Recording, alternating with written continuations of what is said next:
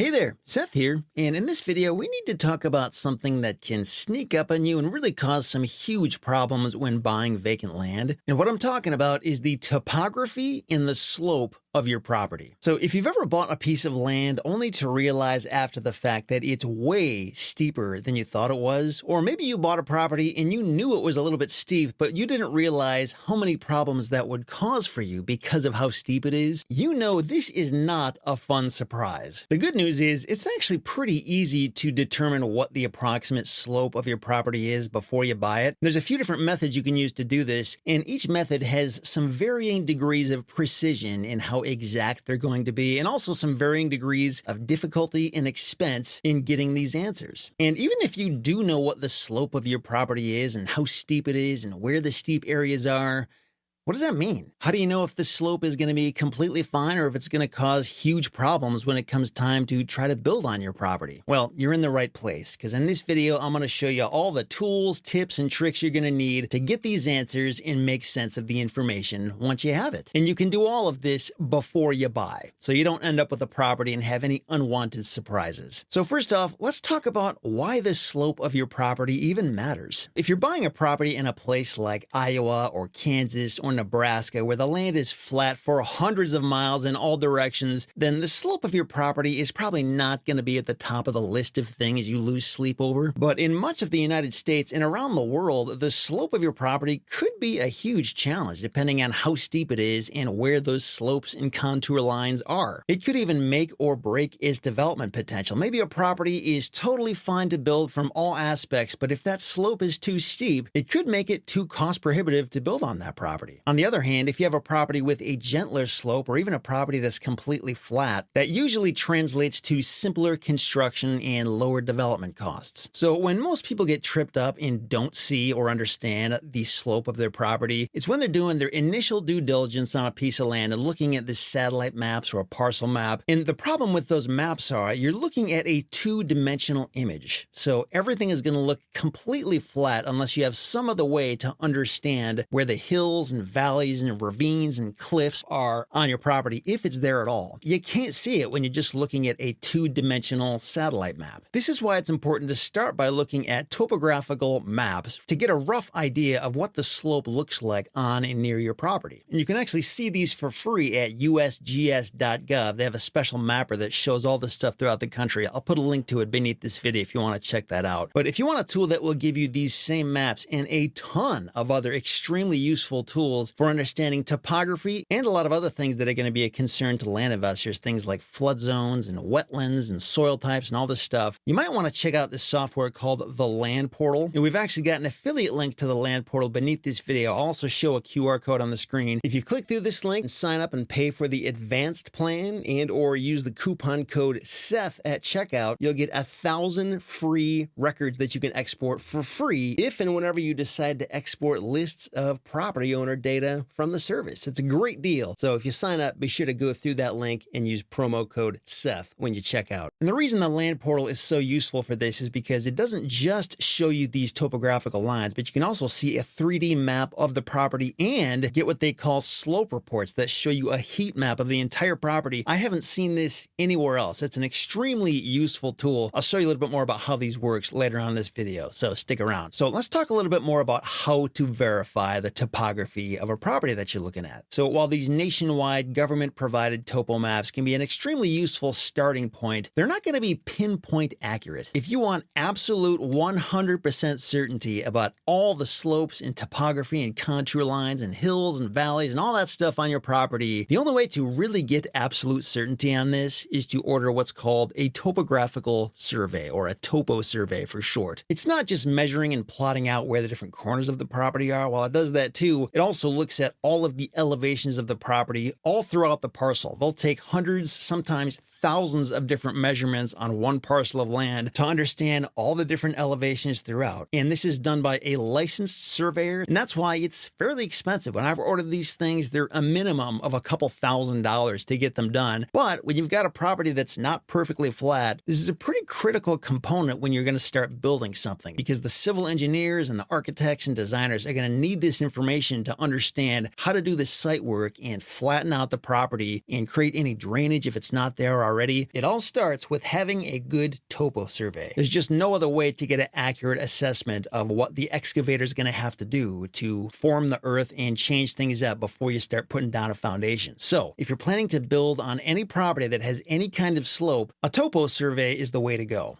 But what if you're not planning to build on this property? What if you're a land flipper like me and you're buying the property at a discounted price just so that you can resell it to another buyer at a higher price? And you don't necessarily want to spend thousands of dollars on a topo survey when you have no plans to build, and you don't know if your next buyer has plans to build either, but it's still not something you want to completely ignore. You still want to get some idea of what the topo situation is on the property. Well, that's when you can use some free or low-cost tools to help you get more of a rough idea. So it's not pinpoint accurate, but it's something. You're not just going into the situation blind with no idea what's going on, just looking at a two-dimensional satellite map, which basically tells you nothing about the contour lines and topography of your property. So one way to do this for free is to use Google Earth. And I'll just tell you, Google Earth by itself, if you just download the desktop version of the software, is extremely useful just at giving you a quick and dirty test to see, are there hills or valleys there at all? Because you can tilt the Earth and look at it with a 3D view and just see right off the bat, what is the situation? Now, just so you understand how Google Earth is able to do this, they use LiDAR satellites, which basically do a laser survey from way up in outer space that in many cases are able to see through trees down to where the actual land is and get a rough idea of where all the hills and valleys and ravines and all that stuff is on the Earth. But again, keep in mind, it's taking these measurements from space. So this is not pinpoint precision. It's not absolute accuracy. It's not the same as a topo survey. It's just a rough idea and a starting point. And sometimes this could be enough. Again, if you're just working in a place like Michigan on the Lower Peninsula where there's not that many hills to begin with, this could be all you need. But if you're working in any area with a lot more topographical variations and that kind of thing, the next thing you can do is use this free software called EarthPoint, where you can download all the topo maps throughout the country and then overlay it onto Google Earth to see these topo lines on top of what Google Earth is showing you. And I think most of the time, the topo lines will just kind of underscore and highlight what Google Earth is already telling you. But sometimes it might not. It might show you something a little bit different. And it's kind of just using a different source of information to try to corroborate and verify the facts about what the general topo lines are in and around your property. Again, EarthPoint and these nationwide topo maps are also not pinpoint accurate. It's just a nice starting point. Or if you want to skip Google Earth and EarthPoint altogether, you can head over to the usgs.gov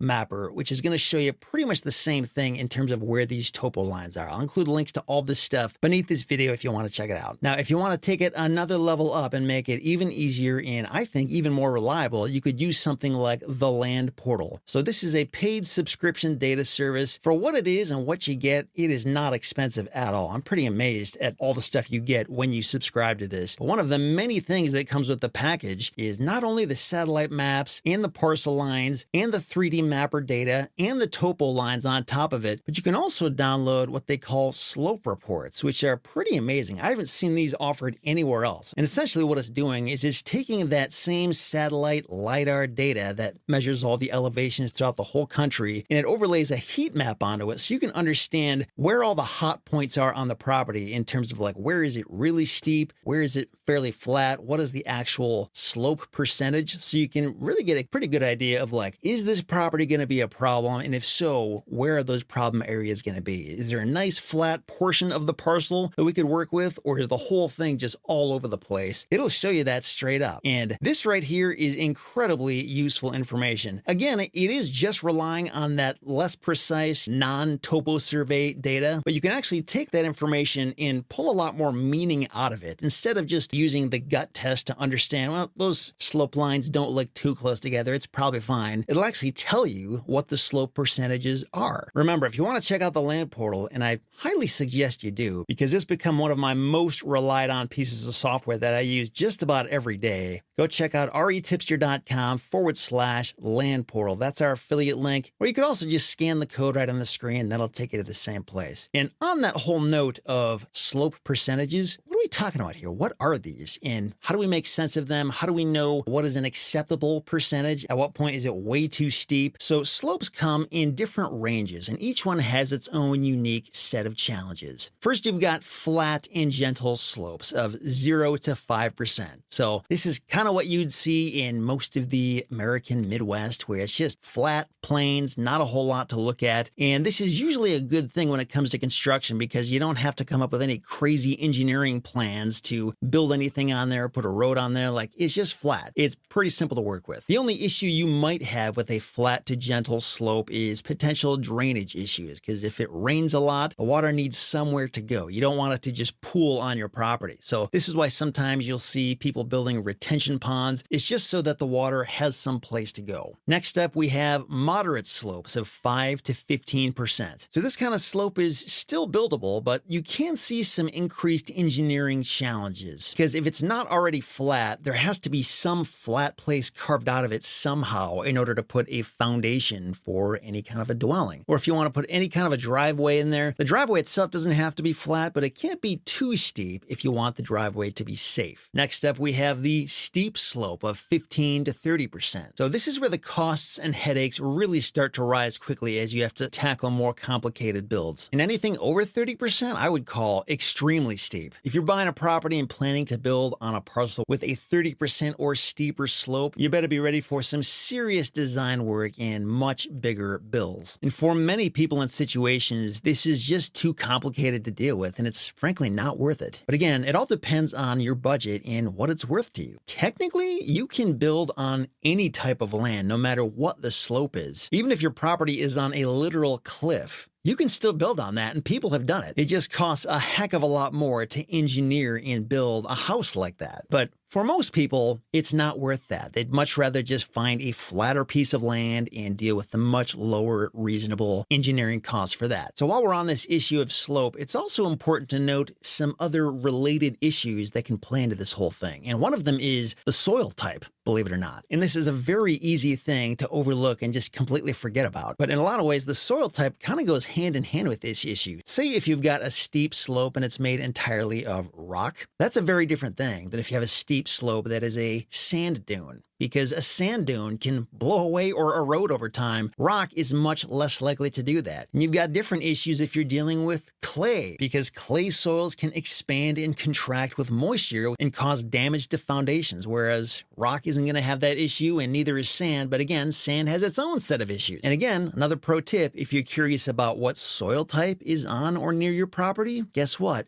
The land portal can help with that too. You can toggle on the USDA's soil maps that show the soil types throughout the entire country. Again, it's not pinpoint accurate. It's not the same as doing a geotechnical investigation where they drill into the ground on your property and verify what it is. It's not that, but it'll give you a pretty decent idea of what soil types are in that area. So you can have a pretty educated guess about the soil type on the property that you're looking at. So again, the land portal's got you covered. Go check them out. retipster.com/land portal. So what exactly do you have to do if there's a really steep slope on your property? How do you engineer and build around that? Well, one way to do it is with retaining walls. And in some municipalities, they might even require you to build a retaining wall, depending on their building codes and what you're building and how steep the slope is. Slopes over 30% often require engineering solutions like this. And you might even want to put one there even with less of a slope, just because it helps simplify things and flatten out parts of the property that need to be flattened out for what you're trying to do. But one of the big drawbacks of retaining walls is that they're expensive. They can cost hundreds of thousands of dollars to build depending on how big they are and how much of a slope you're trying to correct. And this is one of the many things I'm talking about when I say increased engineering and construction costs when building on sloped land. This is one example of that. Whereas if you were trying to build on a flatter piece of property, you wouldn't have to worry about this at all. I know back when I built my first self-storage facility, I was able to buy the land for this property at a pretty cheap price, but there were a lot of hidden costs in this property because in order to flatten it out before we could build, It took about $400,000 of excavation work just to make this property usable for what we were trying to build. If I had just bought a flat piece of property that was the same size, I could have easily justified paying 3 or 4, even 5 times more than what I paid for this parcel. So just because a parcel of land is cheap, you got to think about the slope in the topography of that property, because there can be a lot of hidden costs when you buy a property that's kind of a mess in terms of its topography. At the end of the day, any kind of slope can be tackled if you have enough time and money and engineering expertise. But the real question is whether you or the next person you're selling the property to has the appetite and the budget to deal with all that. If you're a land flipper like me, some free and low-cost tools like Google Earth or the nationwide Topo maps or even the land portal can be extremely useful in getting us not 100% certainty, but usually enough certainty to at least be able to move forward. And if you're actually planning to build or develop a piece of land for whatever reason, well, then you're going to want to talk to a surveyor, maybe a geotechnical engineer, or even a civil engineer to make sure you understand what you're getting into. Thanks for watching. If you want to see another video that talks about another critical issue that a lot of land investors overlook, it can be a huge deal-killing problem in some cases. You also want to know about how to research wetlands. I have a whole separate video explaining what wetlands are, why they're a problem, and how you can investigate this situation before you buy a piece of land. You can check it out right here. I'll also include a link to that beneath this video too. And if this video is helpful to you, be sure to like, subscribe if you aren't already. And if you have any questions or insights of your own, be sure to leave a comment below and head over to the RE Tipster forum and let us know what's up. Thanks again, and I'll talk to you next time.